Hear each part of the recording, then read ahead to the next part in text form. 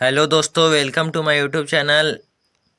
आज के क्लास में हम लोग साइंस का वीवीआई सब्जेक्टिव क्वेश्चन करने वाले हैं। तो अगर क्लास अच्छा लगे तो क्लास को शेयर कीजिएगा और लाइक कीजिएगा एंड चैनल को सब्सक्राइब कीजिएगा। तो चलिए आज के क्लास को हम स्टार्ट करते हैं। तो वीडियो में अंत तक बने रहिएगा। तो चलिए, पहला क्वेश्चन है प्रकाश क्या है। पहला क्वेश्चन है प्रकाश क्या है। तो प्रकाश वह कारक है जिसकी सहायता से हम किसी वस्तुओं को देखते हैं। प्रकाश क्या है? प्रकाश वह कारक है जिसकी सहायता से हम किसी वस्तुओं को देखते हैं। यानी इसका मतलब समझिए, ये बोल क्या रहा है, हम सभी का मतलब समझा देंगे आपको। मान लीजिए ये कोई वस्तु है, और इसको हमको देखना है। तो यहाँ से मान लीजिए प्रकाश जा रहा है और ये खड़े हैं हम। तो यहाँ से प्रकाश जा रहा है इस पे और इससे टकरा के हमारी आंखों तक आ रहा है, हमारे आंखों तक आ रहा है, जिससे हमको यह वस्तु दिखाई दे रही है। क्या? यह वस्तु दिखाई दे रही है। तो क्लियर है? प्रकाश क्या है? प्रकाश एक कारक है जिसकी सहायता से हम किसी वस्तु को देखते हैं। तो एक क्लियर होगा। तो अब अगला क्वेश्चन देखिए। अगला है प्रकाश के परावर्तन के कितने नियम हैं। प्रकाश के परावर्तन के कितने नियम हैं। तो प्रकाश के परावर्तन के कितने नियम है? 2 नियम है। कितने नियम है? 2 नियम है। तो पहला देखिए कौन कौन सा है। तो हम पहले इसको समझा लेते। ये है, देख लीजिए, आपतित है, आपतित, परावर्तित किरण। क्लियर है? तो क्लियर होगा, ये आपतित किरण है, परावर्तित किरण है, और ये आपतन बिंदु है। क्या है? आपतन बिंदु है। और यहाँ पर हम लंब खींच रहे हैं। क्या खींच रहे हैं? लंब। तो क्या कहेंगे? आपतित किरण, परावर्तित किरण तथा आपतन बिंदु पर, क्या आपतन बिंदु पर, इस पर लंब डाल दिए तो आपतन बिंदु पर खींचा गया लंब या अभिलंब तीनों एक ही तल में होते हैं। क्या? तीनों एक ही तल में होते हैं। तो पहला क्लियर है। और दूसरा नियम क्या कहता है कि आपतन कोण यानी साइन आई, क्या साइन आई, और परावर्तन कोण साइन आर, क्या आपतन कोण और परावर्तन कोण दोनों बराबर होते हैं। तो यहाँ से आपको ये चीज़ क्लियर होगा।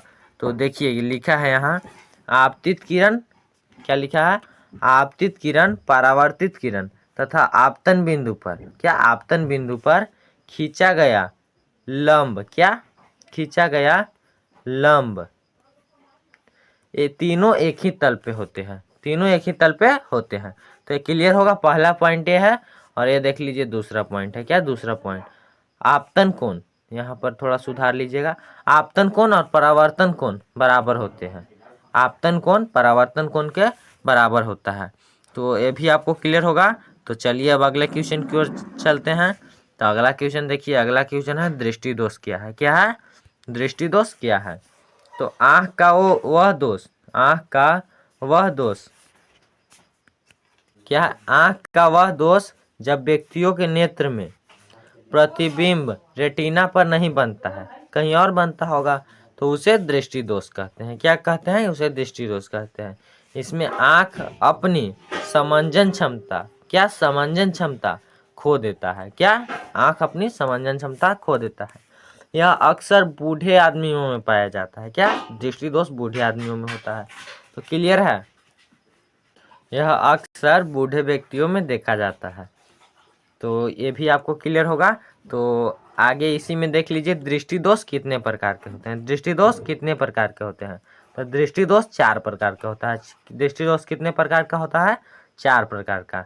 आप लिखेंगे तो लिख लीजिएगा। पहला होता है निकट दृष्टि दोष, निकट दृष्टि दोष, तीसरा दृष्टि दोष, और चौथा है अबिंदुकता, अबिंदुकता। ये सब का इलाज भी बता दे रहे हैं। निकट दृष्टि दोष का इलाज हम अवतल लेंस के चश्मे से करते हैं। निकट दृष्टि दोष का इलाज अवतल लेंस के चश्मे से, दूर दृष्टि दोष का उत्तल लेंस के चश्मे से, और जरा दृष्टि दोष का बाइफोकल लेंस से। क्या? बाइफोकल या द्विफोक्सी, बाइफोकल लेंस या द्विफोक्सी। तो क्लियर है। और अबिंदुकता का बेलनाकार लेंस से करते हैं। तो कोई दिक्कत है आपको? ये सब क्लियर होगा। तो अब चलिए हम आगे चलते हैं। अगला क्वेश्चन है ओम का नियम क्या है। ओम का नियम क्या है।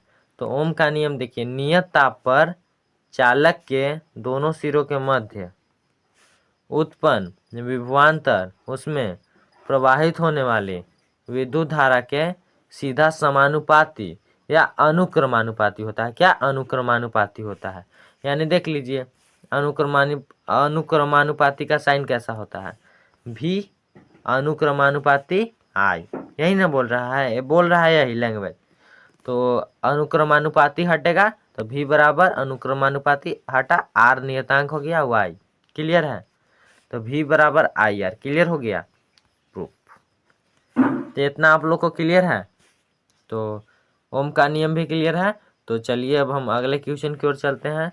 अगला क्वेश्चन है लोहे में जंग लगने से बचाने के लिए क्या किया जाता है। लोहे में जंग लगने से बचाने के लिए क्या किया जाता है। तो पहला काम तो उस पे रंग चढ़ा दिया जाता है या स्नेहल से, क्या स्नेहल से, स्नेहल चढ़ा दिया जाता है। क्या स्नेहल, जिसे हम लोग मोबिल कहते हैं, क्या मोबिल कहते हैं। तो ये भी आपको क्लियर होगा।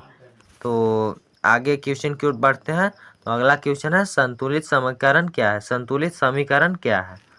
तो वह रासायनिक समीकरण क्या है, वह रासायनिक समीकरण जिसमें अभिकारक तथा प्रतिफल दोनों तरफ के प्रत्येक परमाणुओं की संख्या बराबर होती है, संतुलित रासायनिक समीकरण कहलाता है।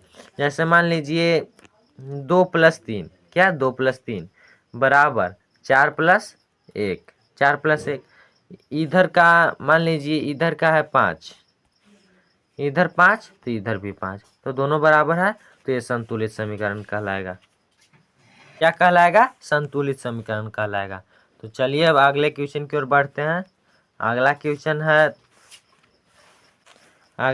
है तारे और ग्रह में क्या अंतर है। क्या तारे और ग्रह में क्या अंतर है। तो थोड़ा टाइपिंग मिस्टेक हो गया था, देख लीजिएगा। तारे और ग्रह में क्या अंतर है। तो पहला अंतर देख लीजिए, पहला अंतर है तारों का आकार ग्रह की अपेक्षा बहुत विशाल होती है।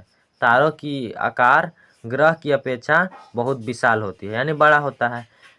और आप अब कहेंगे कि तारा तो हमें छोटा दिखाई देता है, तो इसलिए दिखाई देता है कि पृथ्वी से तारों की दूरी बहुत ज़्यादा है, पृथ्वी से तारों की दूरी बहुत ज़्यादा है। और दूसरा पॉइंट है रात में तारे स्वच्छ आकाश में टिमटिमाते दिखाई पड़ते हैं। रात में तारे स्वच्छ आकाश में टिमटिमाते दिखाई देते हैं, जबकि ग्रह नहीं टिमटिमाते हैं। तो क्लियर है, दो अंतर हो गया। आपको 2 नंबर का पूछेगा, 2 अंतर हो गया। तो अब अगला क्वेश्चन की ओर बढ़ते हैं हम। अगला क्वेश्चन है उत्तम ईंधन की विशेषताएं बताएं।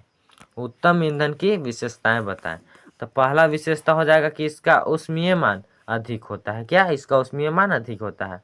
और दूसरा यहीं पर लिख दिया है ईंधन का ज्वलन ताप बहुत ज़्यादा होता है। ईंधन का ज्वलन ताप बहुत ज़्यादा होता है। तो ये भी आपको क्लियर होगा। और तीसरा भी बोल सकते हैं कि यह जलने में देरी नहीं लगाता है, यह बहुत जल्द जल जाता है। तो क्लियर होगा। तो अगला क्वेश्चन है चालक क्या है। चालक क्या है।